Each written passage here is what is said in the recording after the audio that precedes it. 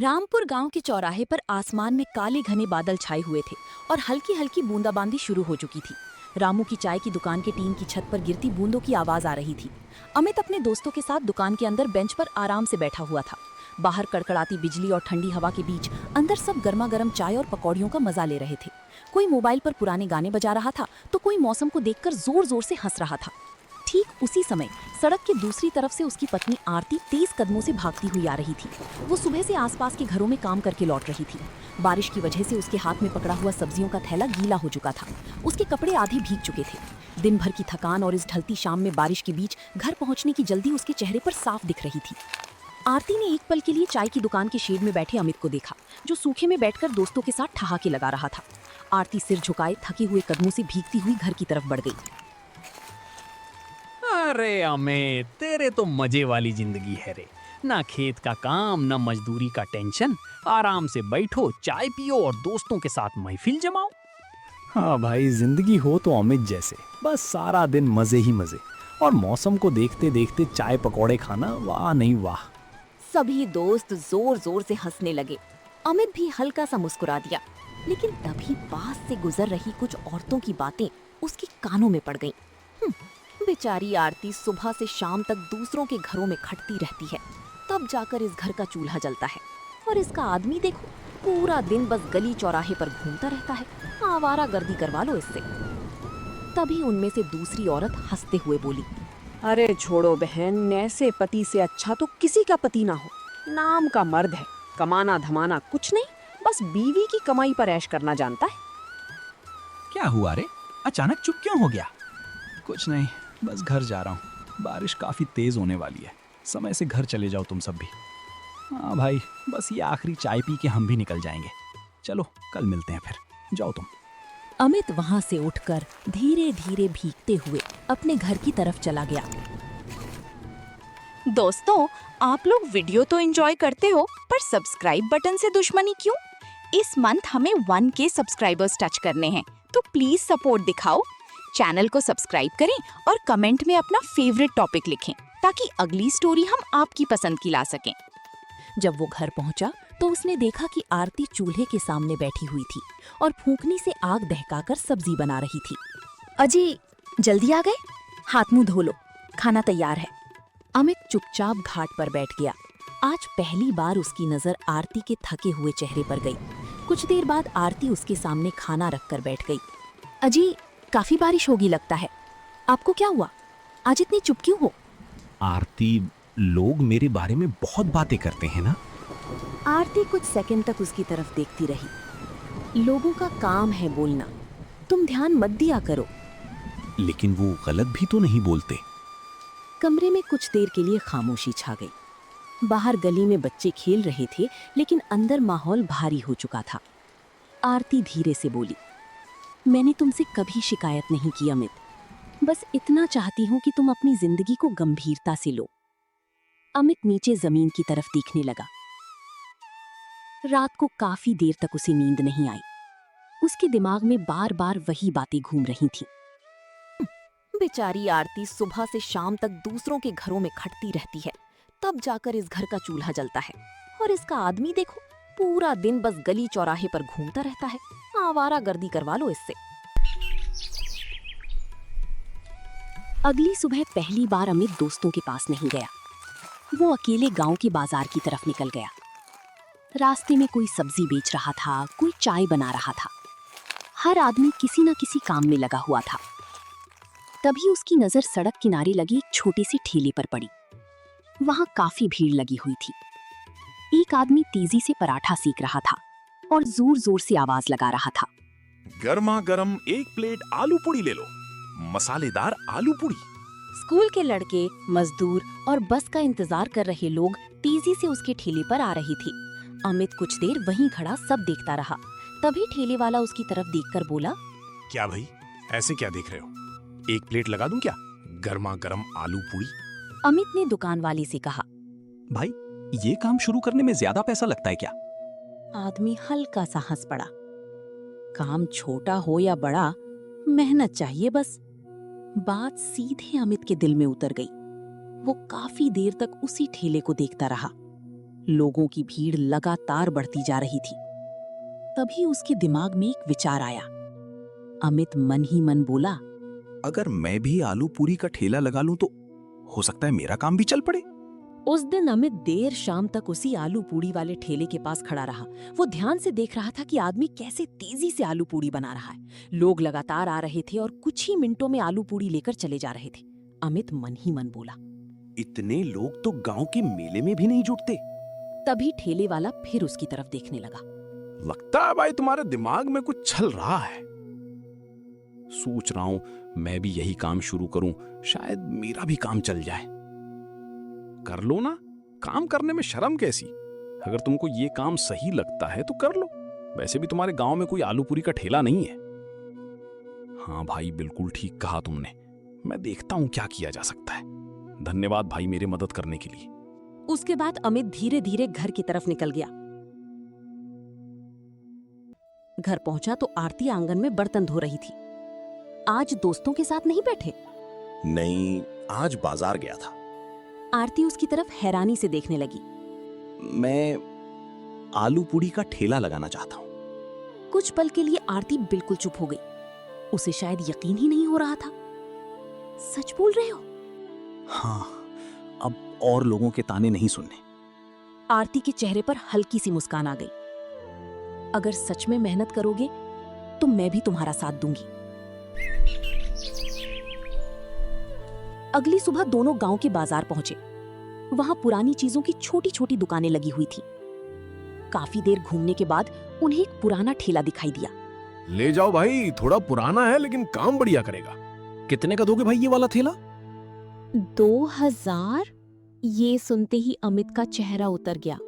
उसके पास इतने पैसे नहीं थे। वो चुपचाप वापस मुड़ने लगा। तभी आरती ने अपने बैग से कुछ पैसे निकाले। ये लो, मैंने थोड़ा थोड़ा करके बचाए थे। अमित हैरानी से उसकी तरफ देखने। तुमने मुझे बताया क्यों नहीं? सोचा था कभी काम आएंगे, इसीलिए नहीं बताया। शायद अब ये पैसे सही जगह इस्तेमाल होने के लिए तैयार हैं, इसीलिए। अब आप फिक्र मत कीजिए, ऊपर वाले पर भरोसा रखिए, सब ठीक ही होगा। ठीक है आरती, मैं सच में काफी मेहनत करूंगा। तुम्हारा साथ मेरे पास ये वाला ठेला लेते हैं, फिर चल के अपना काम शुरू करने की तैयारी करते हैं। कुछ देर बाद दोनों ठेला लेकर घर पहुंच गए।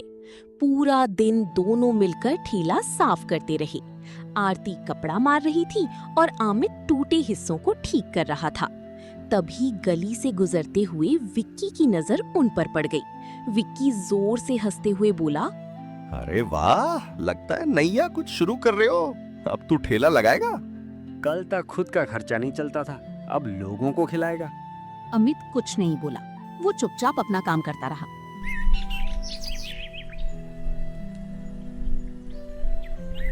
रात होते होते ठेला पूरी तरह तैयार हो चुका था। अब बस कल से काम शुरू। डर लग रहा है, अगर कोई खरीदने ही ना आए तो। आरती मुस्कुराने लगी। पहले दिन डर सबको लगता है।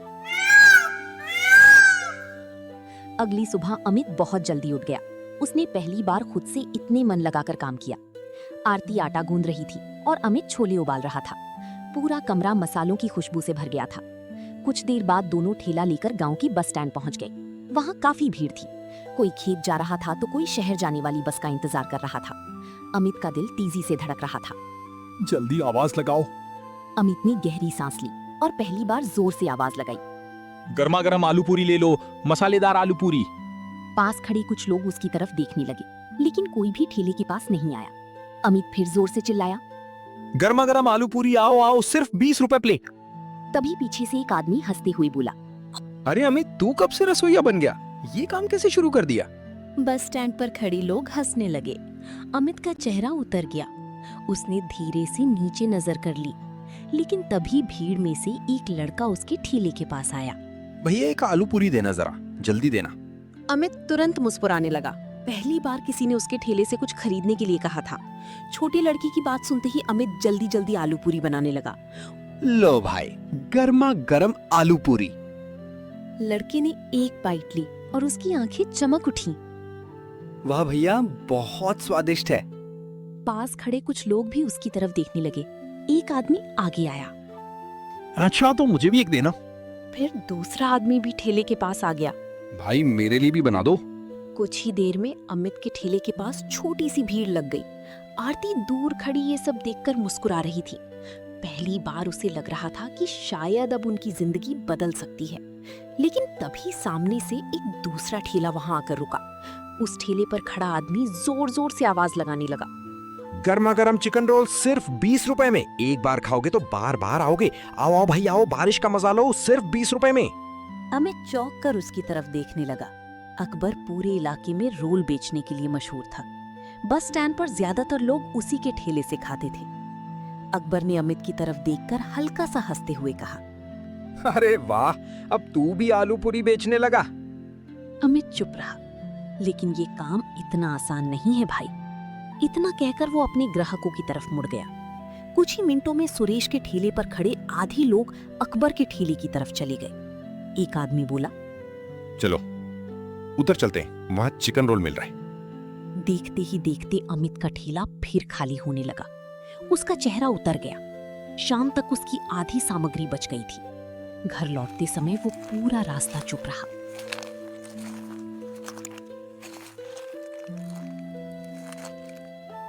घर पहुंचते ही उसने बचा हुआ सामान नीचे रख दिया।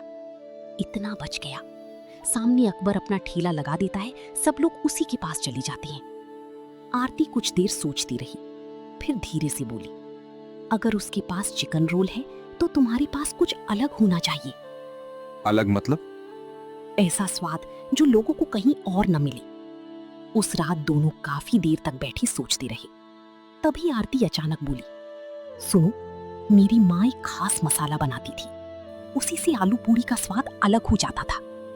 तुम बना सकती हो? आरती हल्का सा मुस्कुराई। कल बनाकर देखते हैं। अगली सुबह पूजा जल्दी उठ गई। उसने सिलबट्टे पर लहसुन, हरी मिर्च और कुछ खास मसाले पीसने शुरू किए। पूरा कमरा खुशबू से भर गया। अमित हैरानी से बोला, इतनी अच्छी खुशबू? बस आज यही हमारा असली हथियार है। कुछ देर बाद दोनों फिर बस स्टैंड पहुंच गए। अकबर पहले से वहां अपना ठेला लगाए खड़ा था। क्या बात है अमित, आज फिर नुकसान करने आ गए। लेकिन इस बार अमित चुप नहीं हुआ। आज लोग खुद बताएंगे कौन क्या अच्छा बनाता है। इतना कहकर उसने जोर से आवाज लगाई, गर्मा गर्म मसालेदार आलू पूरी ले लूं। तभी तवे पर पड़ते मसालों की खुशबू हवा में फैल गई। पास खड़े लोग अचानक उसकी तरफ देखने लगे। एक आदमी अपने दोस्त से बोला, भाई खुशबू तो बड़ी जबरदस्त आ रही है। धीरे धीरे लोग फिर उसके ठेले के पास आने लगे। एक ग्राहक रोल खाते ही बोला, वाह भाई, ऐसा स्वाद तो पहले कभी नहीं खाया। भाई एक और बना दो। कुछ ही देर में अमित के ठेले के सामने लंबी लाइन लग गई। दूसरी तरफ अकबर अपने खाली पड़े ठेले को देखकर परेशान होने लगा।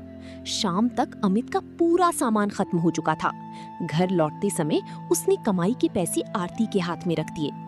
देखो आज सब बिक गया। मैंने कहा था ना, मेहनत कभी बेकार नहीं जाती। उसी समय अमित को गली की वही पुरानी बातें याद आने लगी।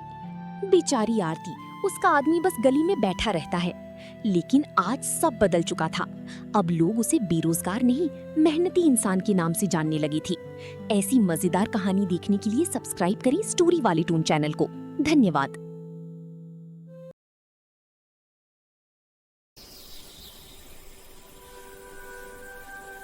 बिहार के एक छोटे से गांव रतनपुर में राघव अपनी पत्नी मीना के साथ रहता था। राघव दिल का बहुत ही साफ और दिन रात मेहनत करने वाला इंसान था।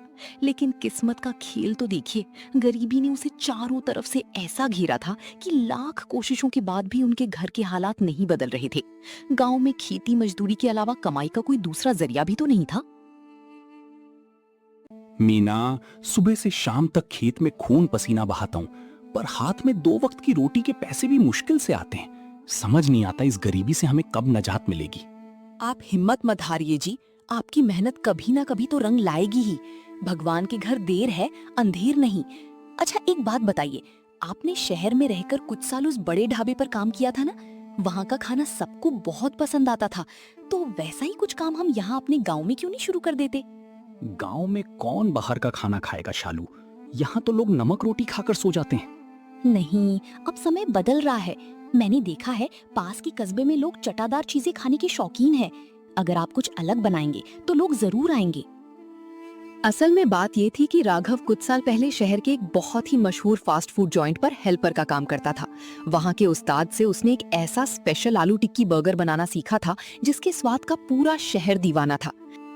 मीना की बात सुनकर राघव के दिमाग की बत्ती जली। उसे लगा कि शायद उसका यही हुनर अब उसकी फूटी किस्मत को चमका सकता है। मीना, याद है ना जब मैं शहर के उस बड़े फास्ट फूड स्टॉल पर था? वहां का क्रिस्पी आलू टिक्की बर्गर खाने के लिए लोग दूर दूर से आते थे। उसकी सीक्रेट सॉस और टिक्की कैसे तैयार करनी है ये मुझे अच्छे से याद है। अरे वाह, हमारे गांव में तो आज तक किसी ने असली बर्गर का ठेला लगाया ही नहीं। सबको कुछ नया और शहर वाला स्वाद मिलेगा तो दुकान तो दौड़ पड़ेगी जी। हाँ मीना, बस अब और देर नहीं करनी। कल सुबह ही मैं शहर जाकर ठेले और बर्गर के सामान का इंतजाम करता हूँ। देखना, हमारा ये देसी बर्गर हमारी गरीबी को हमेशा के लिए मिटा देगा। लेकिन थोड़े पैसे की जरूरत पड़ेगी, उसका इंतजाम कैसे करूंगा मैं? पैसे की आप चिंता मत कीजिए जी। मेरे पास माँ के दिए हुए ये पुराने सोने के कंगन और कुछ पीतल के बर्तन हैं। इन्हें बेचकर जो भी पैसे मिलेंगे हम उसी से अपने बर्गर के ठेले की शुरुआत करेंगे। मीना, ये तुम्हारे कंगन? नहीं मीना, ये तेरी आखिरी निशानी है। मैं इसे कैसे बेच सकता हूँ? अरे जी, गहने तो औरत का श्रृंगार होते हैं, पर मेरा असली श्रृंगार तो आपकी खुशी और हमारा परिवार है। जब हमारे दिन बदलेंगे तो आप मुझे इससे भी सुंदर कंगन बनवा देना।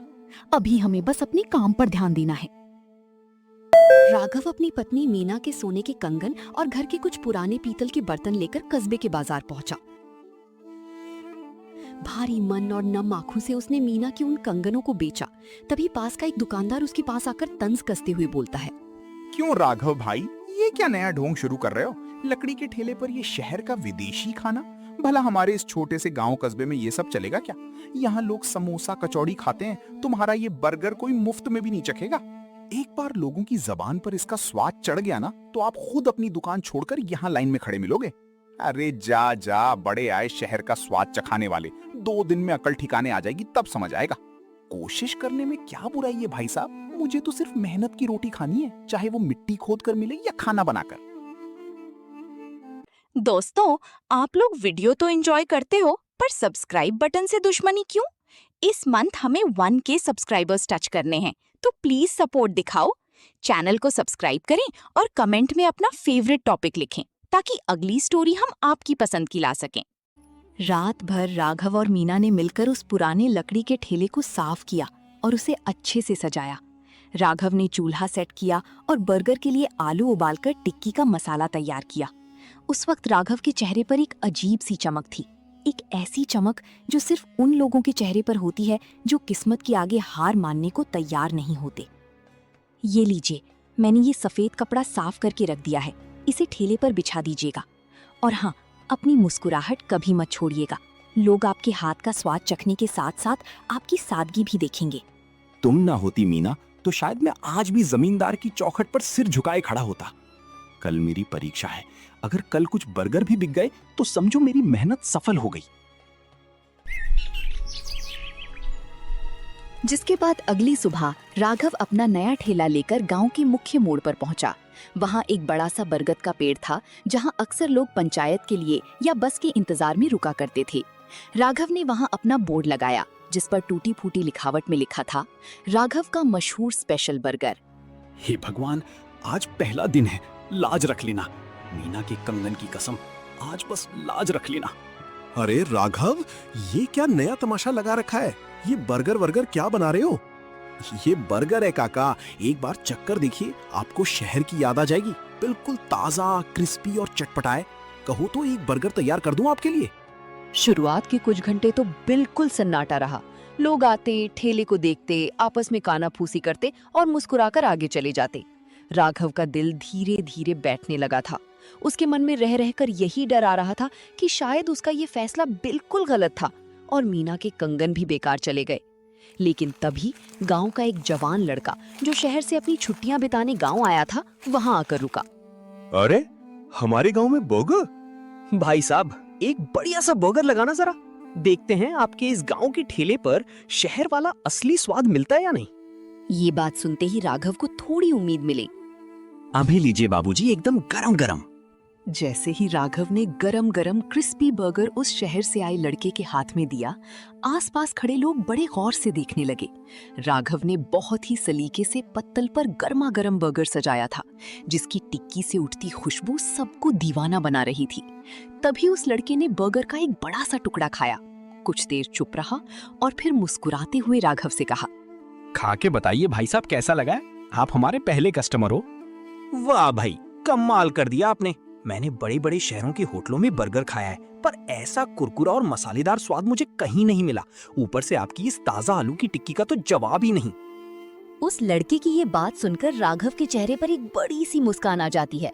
उसकी आंखों में खुशी के आंसू चमकने लगते हैं और ऐसा लगता है जैसे उसकी सारी थकान, सारा डर एक पल में गायब हो गया हो। धन्यवाद बाबूजी, बस मेहनत है और आप सबका आशीर्वाद। उस लड़के की तारीफ सुनकर वहां खड़े दूसरे लोगों में भी उत्सुकता जाग गई। एक एक करके लोगों ने राघव के हाथ का बर्गर चखना शुरू किया और देखते ही देखते वहां भीड़ जमा हो गई। शाम होते होते राघव के सारे बर्गर खत्म हो गए। वो खाली बर्तन लेकर जब घर लौटा तो उसके कदमों में एक अलग ही ऊर्जा और थकावट की जगह एक सुकून था। घर पहुंचकर वो मीना के हाथ में पैसे रखते हुए कहता है, मीना, ये देखो, आज सारे के सारे बर्गर बिक गए। लोग उंगलियां चाटते रह गए। तुम्हारी मेहनत और मेरा हौसला जीत गया मीना, हम जीत गए। मैंने कहा था ना राघव, आपकी मेहनत बेकार नहीं जाएगी। हमारी ईमानदारी का फल हमें मिल गया। अब हम कल के लिए और ज्यादा सामान ला सकते हैं और कल इससे भी दुगनी बिक्री होगी। हाँ, कल मैं थोक मंडी से और ज्यादा सामान ले आऊंगा। लेकिन मीना, मुझे एक बात का डर है। गांव के कुछ लोग आज मुझे बड़ी अजीब नजरों से देख रहे थे, खास तौर पर जमींदार के आदमी।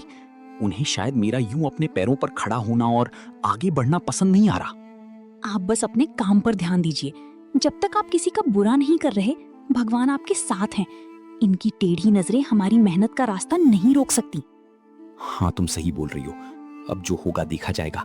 भगवान पर भरोसा रखना चाहिए हमें बस। हाँ, चलिए अब मैं खाना लगा देती हूँ। थक गए होगे ना आप, और कल जल्दी उठ के बाजार भी जाना है। हाँ चलो, खाना खा के समय से सो जाते हैं, फिर कल का नया दिन की शुरुआत करनी है हमें। गांव के मुखिया ठाकुर वीरेंद्र सिंह को ये बात बिल्कुल रास नहीं आ रही थी कि कल तक उनके खेतों में मजदूरी करने वाला एक मामूली राघव अब खुद का काम कर रहा है। क्यों रे गजाधर, सुना है वो राघव अब साहब बन गया है, गांव के मोड़ पर कुछ अतरंगी खाना बेच रहा है। हाँ सरकार, पूरे गांव में बस उसी के चर्चे हैं। लोग तो कह रहे हैं कि वो अब आपके यहाँ मजदूरी करने भी नहीं आएगा। उसकी कमाई तो अब हम सबसे ज्यादा होने वाली है। उसकी इस हिमाकत से बाकी मजदूरों के तेवर भी बदले बदले नजर आ रहे हैं हुजूर। इतनी हिम्मत! कल तक जो हमारे पैरों की जूती था, वो आज अपनी दुकान चलाएगा। अगर सब ऐसे ही अपनी दुकानें खोलने लगे तो हमारे खेतों में हल कौन चलाएगा? कुछ ऐसा कर कि उसका ये धंधा शुरू होने से पहले ही बंद हो जाए। ठीक है सरकार, जैसा बोलो वैसा ही होगा। अब उसका ठेला कल से दिखेगा नहीं। उधर राघव आज सुबह से ही बहुत खुश था। मीना की बातों ने उसमें एक नया हौसला भर दिया था। आज उसने मंडी से ज्यादा सामान लाकर कल से भी ज्यादा बर्गर तैयार किए थे। उसे उम्मीद थी कि आज कमाई और भी अच्छी होगी। लेकिन तभी जमींदार का वफादार गजाधर अपने कुछ खूंखार साथियों के साथ वहां पहुंच जाता है। ओए राघव, ये क्या गंदगी फैला रखी है तूने यहाँ? ये मोड़ पंचायत की जमीन है, यहाँ ठेला लगाने की इजाजत किसने दी तुझे? गजाधर भैया, मैं तो सालों से यहाँ लोगों को बैठते देखता हूँ। मैंने सोचा थोड़ा किनारे अपना ठेला लगाकर काम कर लूं। किसी को कोई दिक्कत नहीं हो रही है। 2 पैसे कमाऊंगा तो मेरे घर का चूल्हा भी जलेगा। दिक्कत हमें हो रही है। ये जो तू अजीब सी चीजें खिला रहा है, इससे लोगों की तबीयत खराब हो गई तो कौन जिम्मेदार होगा? चल, ये सारा तामझाम यहां से हटा, वरना हमें उठाना आता है। गजाधर भैया, आज का सामान बिक जाने दो। बहुत पैसा लगा है इसमें, पाई पाई जोड़कर ये दुकान खड़ी की है। अगर आज का माल खराब हुआ तो मैं पूरी तरह बर्बाद हो जाऊंगा भैया। कल से मैं कहीं और जगह देख लूंगा, यहां ठेला नहीं लगाऊंगा। अभी के अभी हटा। ये गांव है, शहर का बाजार नहीं जो तू यहां अपनी मनमानी चलाएगा। हमारी बात नहीं मानी तो इस ठेले के साथ साथ तेरी हड्डियां भी यहीं तोड़कर रख दूंगा। क्रूरता की सारी हदें पार करते हुए गजाधर ने राघव का कीमती सामान नीचे कीचड़ में गिरा दिया। राघव की आंखों में आंसू आ गए, पर वो अकेला क्या करता। मुखिया के खौफ के आगे पूरा गांव तमाशबीन बना रहा और राघव को चुपचाप ये अपमान सहना पड़ा। जब राघव घर लौटा तो उसके कपड़े गंदे थे और आंखों में गहरी मायूसी। वो बिना कुछ बोले आंगन के एक कोने में सिर झुकाकर बैठ गया। मीना ने जब राघव के गंदे कपड़े, टूटी हुई कड़ाही और बिखरा हुआ सामान देखा तो वो पल भर में सब समझ गई। उसका कलेजा मुंह को आ गया, लेकिन उसने खुद को संभाला और राघव के पास जाकर हौसला देते हुए कहा, आप अपनी आंखें नीचे मत कीजिए। सिर तो उन लोगों को झुकाना चाहिए जिन्होंने एक ईमानदार और मेहनती इंसान पर जुल्म किया है। टूट गई कढ़ाई तो क्या हुआ, हमारा हौसला तो नहीं टूटा ना। आज जो लोग मुखिया के डर से चुप खड़े थे, कल वही लोग आपकी कामयाबी देखकर आपके साथ खड़े होंगे। आप हिम्मत मत हारिए, हम फिर से शुरुआत करेंगे। शालू, इस गांव में गरीब का सपना देखना भी गुनाह है। गजाधर ने मेरा सारा सामान फेंक दिया, कहने लगे कि ये पंचायत की जमीन है। अब मैं कहां जाऊंगा? जो पैसे बचाए थे वो तो सब मिट्टी में मिल गए शालू, सब खत्म हो गया।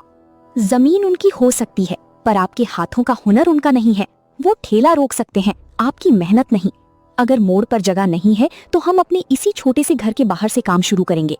देखते हैं ठाकुर की लाठियां हमारे घर की दहलीज पार कैसे करती हैं। पर यहाँ कौन आएगा? ये तो गांव की आखिरी गली है। स्वाद ऐसी चीज है जो रास्ता खुद बना लेता है। आप हिम्मत मत हारिए, हम कल फिर से शुरुआत करेंगे, चाहे कम सामान से ही सही। अगली सुबह जब सूरज की पहली किरण गांव पर पड़ी तो ठाकुर और गजाधर सोच रहे थे कि राघव अब कभी उठ नहीं पाएगा। लेकिन राघव ने हार नहीं मानी थी। उसने अपने घर के बाहर एक छोटी सी मेज लगाई और चूल्हा जलाया। मीना ने आसपास की जगह को झाड़ू लगाकर एकदम साफ सुथरा और सुंदर बना दिया, जिसके बाद राघव ने एक नई उम्मीद के साथ फिर से गोभी काटना शुरू किया। हे भगवान, बस लाज रख लेना। आज अगर बोहनी नहीं हुई तो कल से चूल्हा जलना मुश्किल हो जाएगा।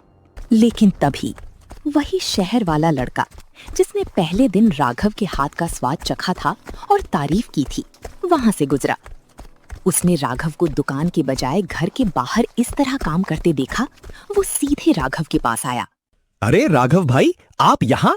मैं तो आपको मोड़ पर ढूंढ रहा था, वहां तो कोई और ही बैठा था। मैंने सोचा आपने काम ही बंद कर दिया।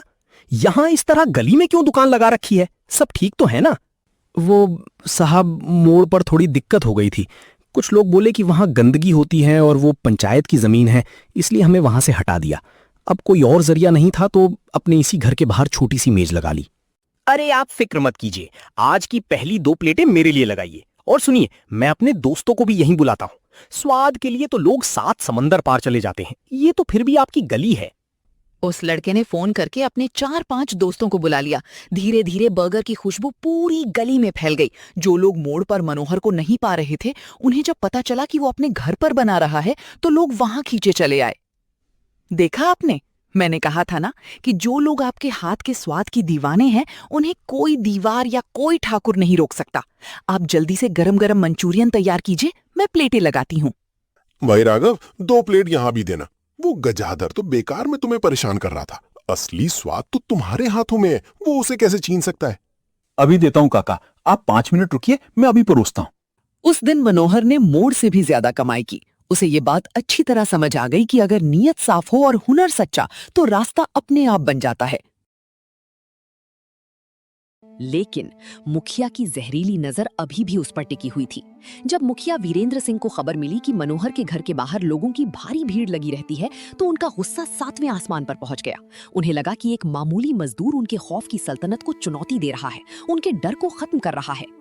गजाधर, तूने तो कहा था कि उसका धंधा बंद हो जाएगा, पर यहाँ तो मामला बिल्कुल उल्टा ही दिख रहा है। अब लोग उसकी दुकान पर नहीं बल्कि उसकी तंग गली में जाकर कतार लगा रहे हैं। हमारे खौफ का मजाक बन गया है पूरे गांव में। सरकार, वो मनोहर बहुत चालाक निकला। अपनी लुगाई के साथ मिलकर घर से ही दुकान चला रहा है। और वो शहर वाला लड़का, वो तो उसका प्रचार ऐसे कर रहा है जैसे कोई बड़ा होटल खुल गया हो। आसपास के लोग हमारे डर को भूलकर उसकी चौखट पर लाइन लगा रहे हैं। सरकार, डराने धमकाने से बात नहीं बनी गजाधर। अब हमें कुछ ऐसा करना होगा कि लोग खुद ही उससे नफरत करने लगे। उसकी दुकान बंद कराने से कुछ नहीं होगा, हमें उसके हाथ के स्वाद का भरोसा ही तोड़ना होगा।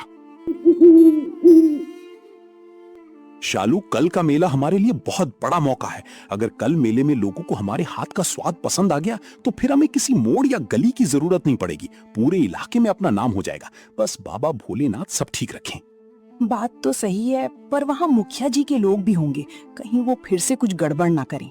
मेले में हजारों लोग होंगे शालू, वहां सबके सामने वो कुछ नहीं कर पाएंगे, और फिर मेहनत करने वालों को डरना कैसा?